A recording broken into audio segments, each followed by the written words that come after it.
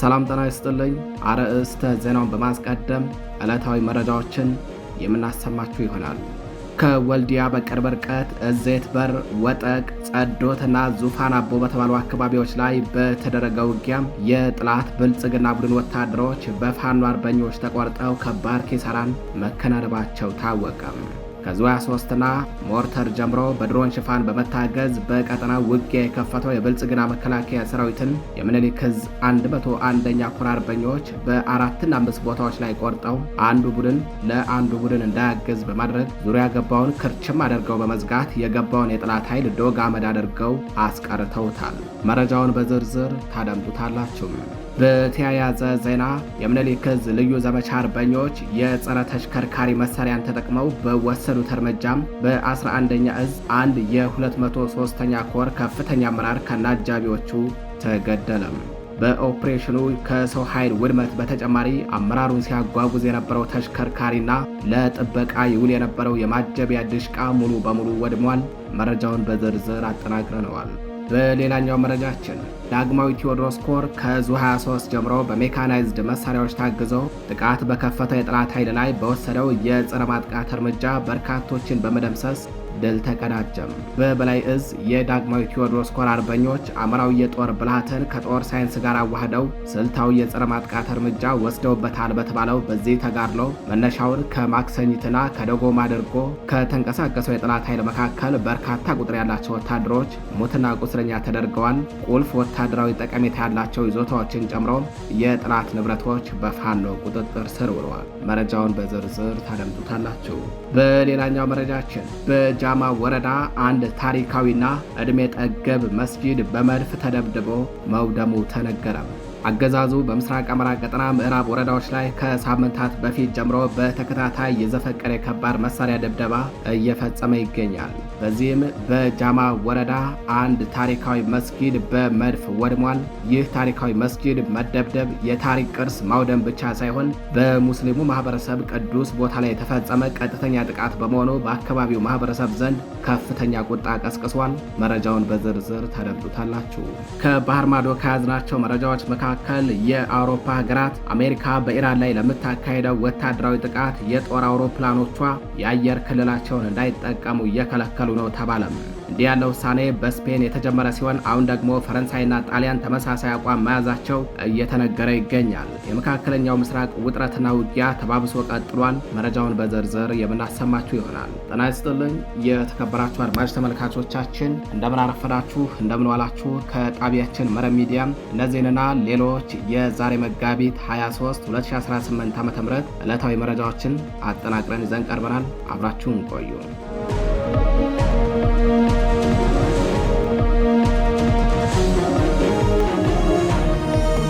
ወደ ቀዳሚው መረጃችን እናልፋለን። በጃማ ወረዳ አንድ ታሪካዊና ዕድሜ ጠገብ መስጂድ በመድፍ ተደብድቦ ወደመም። አገዛዙ በምስራቅ አማራ ቀጠና ምዕራብ ወረዳዎች ላይ ከሳምንታት በፊት ጀምሮ በተከታታይ የዘፈቀደ የከባድ መሳሪያ ድብደባ እየፈጸመ ይገኛል። በዚህም የበርካታ ንጹሃኖችን ሕይወት ሲቀጥፍ በርካቶች ደግሞ ለከባድ የአካል ጉዳት ተዳርገዋል። ጥቃቱ ከንጹሃኖች በተጨማሪ ታሪካዊና ዕድሜ ጠገብ በሆኑ የሃይማኖት ተቋማትና ቅርሶች ላይ እንዲሁም መኖሪያ ቤቶችና የሕዝብ መገልገያ ተቋማት ላይ ያነጣጠረ መሆኑን የመረብ ሚዲያ ምስራቅ አማራ ቀጠና ዘጋቢ ለማረጋገጥ ችሏል። በጃማ ወረዳ 014 ቀበሌ የሚገኝ ዝግባ ተብሎ የሚጠራ አንድ ታሪካዊና ዕድሜ ጠገብ መስጂድ በመድፍ ተደብድቦ ሙሉ በሙሉ መውደሙ ታውቋል። የመድፍ ጥቃቱ ታሪካዊውን መስጂድ ኢላማ ያደረገ ነበር የተባለ ሲሆን የመስጂዱ ኢማሞችን ጨምሮ በመስጂዱ ውስጥ ቁርአን እየቀሩ የነበሩ ሕፃናትና ታዳጊዎች ለጥቂት መትረፋቸው ተነግሯል። ይህ ታሪካዊ መስጂድ በመድፍ መደብደብ የታሪክ ቅርስ ማውደም ብቻ ሳይሆን በሙስሊሙ ማህበረሰብ ቅዱስ ቦታ ላይ የተፈጸመ ቀጥተኛ ጥቃት በመሆኑም በአካባቢው ማህበረሰብ ዘንድ ከፍተኛ ቁጣ ቀስቅሷል። የአገዛዙ ኃይልም የማህበረሰቡን ቁጣ ለማብረድ እግረኛ ወታደር ወደ አካባቢው በማስገባት ተጨማሪ ንጹሃኖችን እየደበደበና እየገደለ መሆኑ ተነግረዋል። ከደሴ በስተምዕራብ በሚገኙ ወረዳዎች ማለትም በመካነ ሰላም ዙሪያ ገጠር ወረዳ፣ በማልሳይንት ወረዳ፣ ከላላ ወረዳ፣ በወረኢሉ ወረዳ፣ በአማራ ሳይንት ወረዳ እንዲሁም በሌሎች የምዕራብ ወረዳ አካባቢዎች ላይ የብልጽግና ዙፋን አስጠባቂው መከላከያ ሰራዊቱ ከወትሮ በተለየ ሁኔታ ከመጋቢት አጋማሽ 2018 ዓ.ም ጀምሮ በድሮንና በሜካናይዝድ የታገዘ የዘፈቀደ ድብደባ በመፈጸም በንጹሃኖች፣ በሃይማኖት ተቋማት፣ በመኖሪያ መንደሮች፣ በህዝብ መገልገያ ተቋማትና በመሰረተ ልማቶች ላይ የሚያደርሰው ጉዳት ተባብሶ ቀጥሏል። በአማራ ሳይንት ግንባር ርዕሳነ ገዳማት ወአድባራት ተድባበ ማርያም ቤተ ክርስቲያን ላይ ያነጣጠረ የመድፍ ጥቃት እየተፈጸመ መሆኑም ነው የተገለጸው። በዚያው በአማራ ሳይንት ወረዳ በ016 ቀበሌ መጋቢት 18 2018 ዓ.ም አገዛዙ በፈጸመው የከባድ መሳሪያ ድብደባ አቶ ደምለው ምን ያህል የተባለ አርሶ አደር በአሰቃቂ ሁኔታ መገደሉን በዕለቱ ጣቢያችን መረብ ሚዲያ መዘገቡ አይዘነጋም። እነዚሁ ያገዛዙ ወታደሮች በመሃል ሳይንት ወረዳ የካቲት 28 2018 ዓ.ም በታሪካዊቷ ታዕካ ነገሥት አትሮንስ ማርያም ቤተ ክርስቲያን ላይ የከባድ መሳሪያ ጥቃት በመፈጸም 26 የቤተ ክርስቲያኑ አገልጋዮችንና ምዕመናንን ሙትና ቁስለኛ ማድረጋቸውን ጣቢያችን መረብ ሚዲያ የዓይን እማኞችን ዋቢ አድርጎ በወቅቱ መዘገቡ አይዘነጋም። ንጹሃኖችን መግደል፣ አብያተ ክርስቲያናትን እንዲሁም ቅዱስ የመስጊድ ስፍራዎችን ማውደም ይህ የብልጽግና ቡድን ሁነኛ መገለጫ ሆነዋል። ወደ ግንባር መረጃዎቻችን እናልፋለን። የምኒልክ ዕዝ ልዩ ዘመቻ አርበኞች የጸረ ተሽከርካሪ መሳሪያን ተጠቅመው በወሰዱት እርምጃም በ11ኛ ዕዝ አንድ የ203ኛ ኮር ከፍተኛ አመራር ከነአጃቢዎቹ ተደመሰሰም። በኦፕሬሽኑ ከሰው ኃይል ውድመት በተጨማሪ አመራሩን ሲያጓጉዝ የነበረው ተሽከርካሪና ድሽቃው መውደሙ ተነግሯል።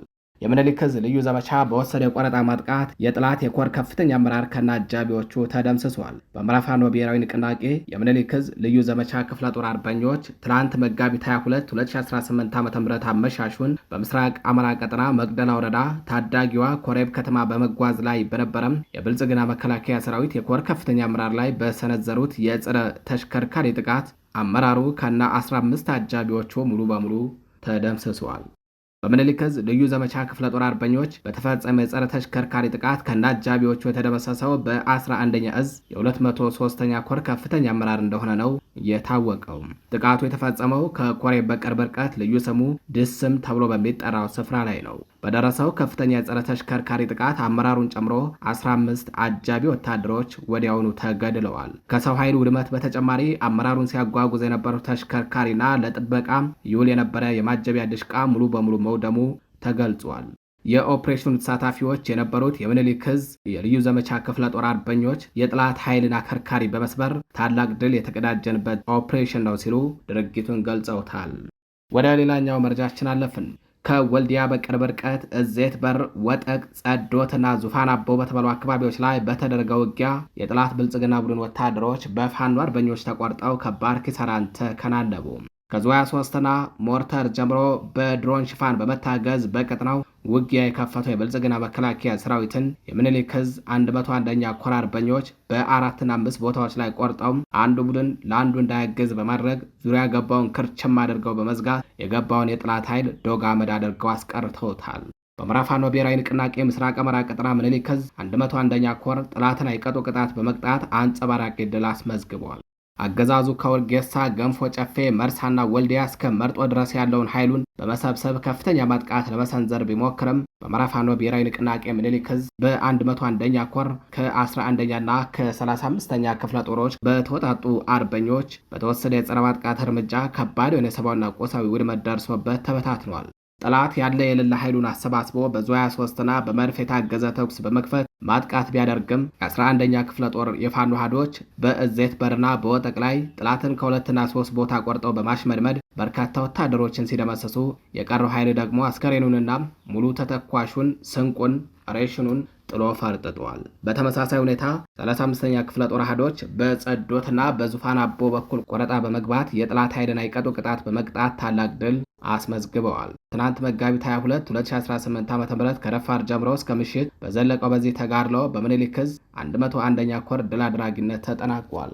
በዚህ ኦፕሬሽን ብዛት ያለው ተተኳሽና ሬሽን ከጥላት እጅ የተማረከ ሲሆን ጥላት በኦራልና በአምቡላንስ ቁስለኛውን ወደ ወልዲያ ሲያመላልስ ውሏል። በተያያዘ ዜና በተወሰደበት እርምጃ ከባድ ሽንፈት የተከናነበው የጥላት ኃይል ሳንቃ ከተማ በመግባት የንጹሃን መኖሪያ ቤት በሮችን በመስበር ከ2 ሚሊዮን ብር በላይ ጥሬ ገንዘብ ዘርፏል። ለባጃጅ አገልግሎት የሚውል ቤንዚልና የተለያዩ የእጅ ስልኮችን በመዝረፍ የውንብድና ተግባሩን ፈጽሟል። ወደ ሌላኛው መረጃችን አለፍን። ዳግማዊ ቴዎድሮስ ኮር ከዙ 23 ጀምሮ በሜካናይዝድ መሳሪያዎች ታግዞ ጥቃት በከፈተ የጠላት ኃይል ላይ በወሰደው የጸረ ማጥቃት እርምጃ በርካቶችን በመደምሰስ ድል ተቀዳጀ።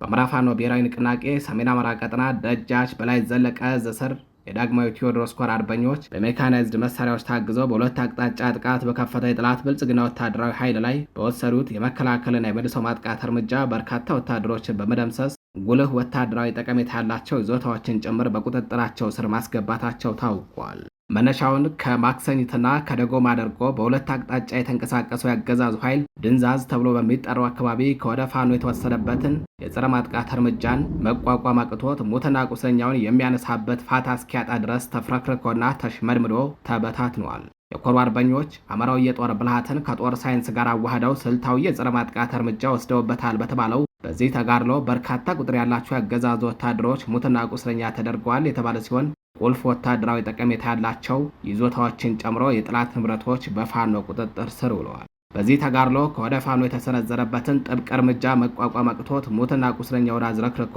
እግሬ አውጪኝ ሲሸሽ የነበረው የጠላት ኃይል ሁሉም አማራ ፋኖ ነው በሚል በመንገድ ያገኛቸው ንጹሃኖችን በአሰቃቂ ሁኔታ መግደሉ ነው የተነገረው።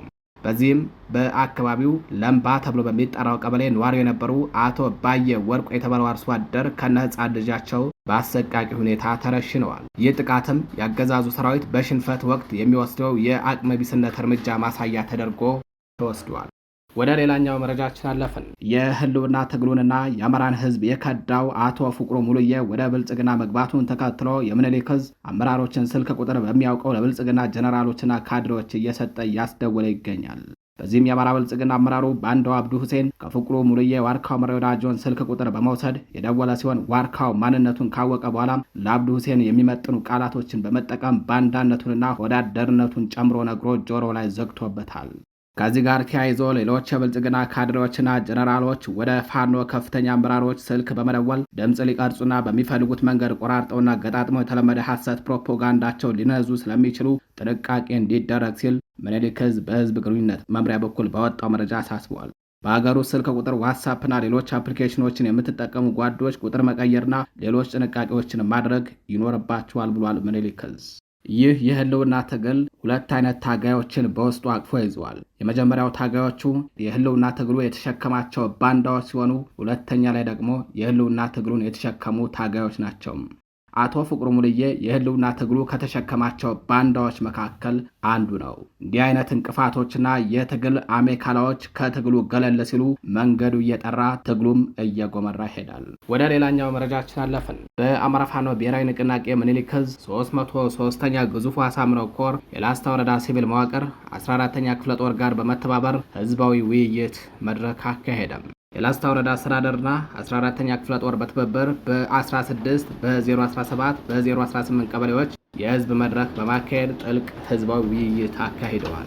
በስብሰባው በህብረተሰቡ ጠንካራና ገንቢ ሀሳቦች በሶስት ዋና ዋና አጀንዳ ተከፍለው ተነስተዋል። በሶስቱ ቀበሌዎች ባሉ የቀበሌ ጊዜያዊ አስተዳዳሪዎች ያሉ መልካም አስተዳደር ችግሮችን በነቂስ ተነስተው እርምት እንዲወሰድባቸው አቅጣጫ ተቀምጧል። በወረዳው ጊዜያዊ አስተዳደር ያሉ ጠንካራና ደካማ ጎኖችን በመገምገም እንዲሁም በ303ኛ ኮር ባሉ ክፍለ ጦሮች በሰራዊት በአመራርና በድርጅት ያሉ ጠንካራ ጎኖች በማህበረሰቡ ተነስተው ተሞግሰዋል። እንዲቀጥሉም አቅጣጫ ተሰጥቶባቸዋል። ከዚህ በላይ በሶስት ክፍሎች የተካፈሉ የስብሰባ አጀንዳዎች መሰረትን ያደረገ ጠንካራ ሀሳቦች የተነሱ ሲሆን በስብሰባው ማህበረሰቡ ትግሉን በአቋም መደገፍ እንዳለበትና በቁርጠኝነት መታገል እንዳለበት ሙሉ በሙሉ ህዝቡ ራሱ ሀሳቡን አጽድቋል። የላስታ ወረዳ ጊዜያዊ አስተዳደር ዋና አስተዳዳሪ 10 አለቃ ነጋ ፈንቴ በስብሰባው የአማራ ህዝብ በብልጽግና የደረሰበት ያለው የህልውና አደጋ በቁርጥ ቀን ልጆቹ ፋኖዎች በተጠናና በተደራጀ መንገድ እየተመከተ መሆኑን አስረድተው በቀበሌም ሆነ በወረዳ የተቋቋመው ጊዜያዊ ሲቪል መዋቅር አማራ ፋኖ ብሔራዊ ንቅናቄ በሚያዘጋጀው መርህና ህገ ደንብ መሰረት ህብረተሰቡን ማስተዳደር እንደሚገባ ገልጸው ከዚህ አካሄድ ውጭ ህብረተሰቡን ትግሉን የሚጎዳ ነገር ካለ ጊዜያዊ የሲቪል አመራሩን መጠየቅ እንዳለበትም ጠቁመዋል። በተጨማሪም ብልጽግና የውሸትና የማታለያ ምርጫ አካሄዳለሁ ስለሚለው ዲስኩር ማንኛውም አማራ ከምርጫው እጁን ማስገባት እንደሌለበት ማለትም የምርጫ አስመራጭ ኮሚቴ መሆን፣ የምርጫ ቲሸርት መልበስና ሌሎችንም ስለ ምርጫ ነክ ነገሮች ፈጽሞ የተገኘ በፋኖ እርምጃ እንደሚወሰድበትም በህዝቡና በፋኖ መካከል ስምምነት ተደርጓል። የተከበራችሁ አድማጭ ተመልካቾቻችን ወደ ባህር ማዶ መረጃዎቻችን እናልፋለን። የአውሮፓ ሀገራት አሜሪካ በኢራን ላይ ለምታካሄደው ወታደራዊ ጥቃት የጦር አውሮፕላኖቿ የአየር ክልላቸው እንዳይጠቀሙ ከለከሉ። እንዲህ ያለው ውሳኔ በስፔን የተጀመረ ሲሆን አሁን ደግሞ ፈረንሳይና ጣሊያን ተመሳሳይ አቋም መያዛቸው እየተዘገበ ነው። ፕሬዝዳንት ዶናልድ ትራምፕ በማህበራዊ ሚዲያ ገጻቸው ላይ እንዳሰፈሩት የጦር መሳሪያ ጭነው ወደ እስራኤል የሚበሩ ወታደራዊ አውሮፕላኖቻቸው በአየር ክልሏ በኩል እንዳያልፉ ፈረንሳይ መከልከሏን ጠቅሰው ቅሬታቸውን አሰምተዋል። ከአንድ ወር በላይ በኢራን ላይ ያልተቋረጠ ጥቃት እየፈጸሙ ያሉት ፕሬዝዳንት ትራምፕ በፈረንሳይ ውሳኔ ክፉኛ የተቆጡ ሲሆን በጽሁፋቸው ጠንከር ባለ ሁኔታ የፈረንሳይን ክልከላ አሜሪካ አትረሳውም ብለዋል። በተጨማሪም ጣሊያን ወደ መካከለኛው ምስራቅ የሚያቀና አንድ የአሜሪካ ወታደራዊ አውሮፕላን ሲሲሊ ውስጥ በሚገኝ ሲጎኔላ የአየር ኃይል ሰፈር እንዳያርፍ መከልከሏን የአገሪቱ መገናኛ ብዙሃን ዘግበዋል። የጦር ሰፈሩ የጣሊያን የአየር ሰፈር ሲሆን የአሜሪካ ባህር ኃይልም የሰፈረበት ነው። ቀደም ሲል የስፔን የውጭ ጉዳይ ሚኒስትር በኢራን ጦርነት ውስጥ ለሚሳተፉ የአሜሪካ አውሮፕላኖች የሀገሪቱ የአየር ክልል ዝግ መደረጉን አሳውቀዋል። የአሜሪካና እስራኤል በኢራን ላይ ጦርነት ከከፈቱ አንስቶ የዓለም አቀፍ የነዳጅ ዋጋ መነሻ በሆነው የብሬንት የግብይት መድረክ ላይ ድፍድፍ ነዳጅ በበርሜል $73 ተነስቶም ወደ $117 አሻቅቧል። ይህ በጅምላ የነዳጅ አቅርቦት ላይ የታየ ዋጋ ጭማሪ በዓለም ዙሪያ በሚገኙ የነዳጅ ተጠቃሚዎች ላይ ተንጸባርቋል። ጦርነቱ ከተቀሰቀሰበት ጊዜ ጀምሮ በአሜሪካ የነዳጅ ዋጋ በአማካይ $1 በላይ ጭማሪ ሲያሳይ በጋሎን ወደ $4 በመድረስ በ4 ዓመታት ውስጥ ለመጀመሪያ ጊዜ ከፍተኛ ነው ተብሏል። በዩናይትድ ኪንግደም ውስጥ አማካይ ቤንዚን ዋጋ በ14 በመቶ ጭማሪ ሲያሳይ የናፍጣ ዋጋ ደግሞ በ27 በመቶ ጨምሯል። በባህረ ሰላጤው ጦርነት ምክንያት የተፈጠረው የነዳጅ አቅርቦት መስተጓጎል በሌሎች ሀገራት ውስጥም የነዳጅ እጥረትና የዋጋ ጭማሪን በማስከተሉ ሀገራት አማራጭ እርምጃዎችን እየወሰዱ ነው። ስሪላንካና ባንግላዴሽን የመሳሰሉ ሀገራት ነዳጅ በሬሽን መልክ ማከፋፈል የጀመሩ ሲሆን ስሎቫኪያ ደግሞ ባለፈው ሳምንት ተመሳሳይ እርምጃ በመውሰድ የመጀመሪያው አውሮፓ ሀገር ሆናለችም።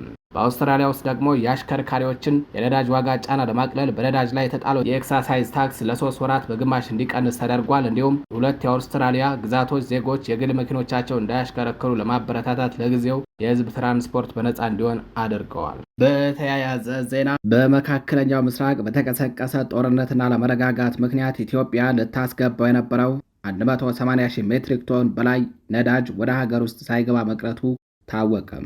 የንግድና ቀጠናዊ ትስስር ሚኒስትሩ ካሳሁን ጎፌ ኢትዮጵያ ከመካከለኛው ምስራቅ አቅራቢዎች ጋር የነበራት የረዥም ጊዜ ነዳጅ ግዥ ውል በግጭቱ ምክንያት ክፉኛ ተስተጓጉሏል። አቅራቢዎቹ ምርቱን ማቅረብ እንደማይችሉ ለመንግስት በይፋ በማሳወቃቸው በግዢ ሂደት ላይ የነበረው 180,000 ሜትሪክ ቶን ነዳጅ ወደ ሀገር ሊገባ አልቻለም። ይህ አቅርቦት መስተጓጎል በሀገር ውስጥ የነዳጅ ገበያ ላይ ከፍተኛ ጫና የፈጠረ ሲሆን በቀን 9.2 ሚሊዮን ሊትር የነበረው የናፍጣ አቅርቦት ወደ 4 ሚሊዮን ሊትር እንዲያሽቆለቁል አድርጎታል።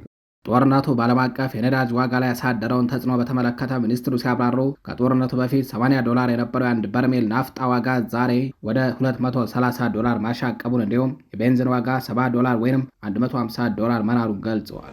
የተከበራችሁ አድማጭ ተመልካቾቻችን ለዛሬ መጋቢት 23 2018 ዓ.ም ይዘናቸው የነበሩት መረጃዎቻችን እነዚህን ይመስላሉ። ቸር ቆዩ።